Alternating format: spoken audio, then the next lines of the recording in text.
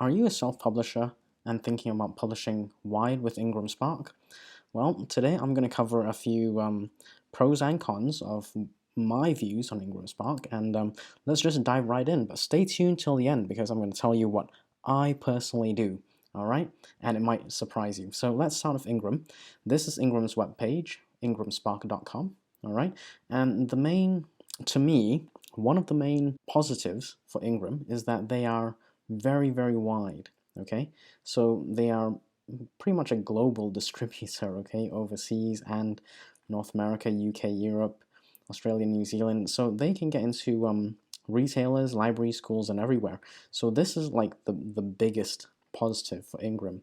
All right, their distribution channel. It's absolutely huge.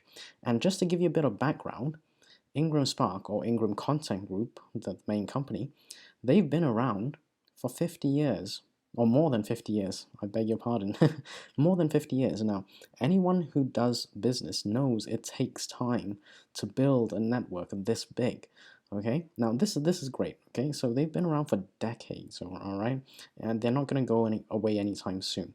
So they've got a huge presence, and they can get you wide distribution into pretty much as many places as you can think of. They've got some FAQs over here, and I just want to highlight some things that if you're thinking about, you must consider. Amongst other things, I'm sure there's lots to consider. Okay, so there's obviously the question of where you want to publish, which is great. They've got wide distribution, as I mentioned. The second thing is, are your books returnable? Now, this is where you need to crunch the numbers, decide if it's worth the risk and all that kind of thing.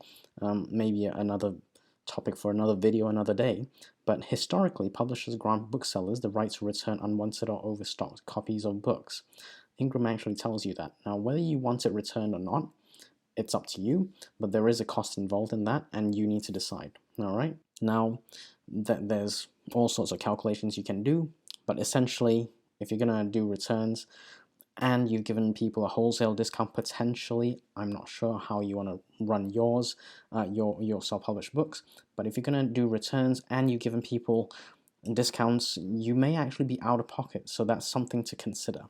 Now, the next thing to think about, and these are 3 points that I have just off the top of my head on whether to use Ingram or not for your distribution of your self-published books, is number 1, the platform is very dated.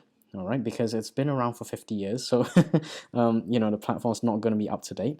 So that's one thing to consider. The next thing I have is they do have a charge per upload. So if you have any updates to your manuscripts, even if it's small typos and you want to fix that, you will be charged. Now, there are codes and such for that, so just be aware that there is a charge per upload. And my third and final point on this is IngramSpark's customer service is not the most efficient, shall we say.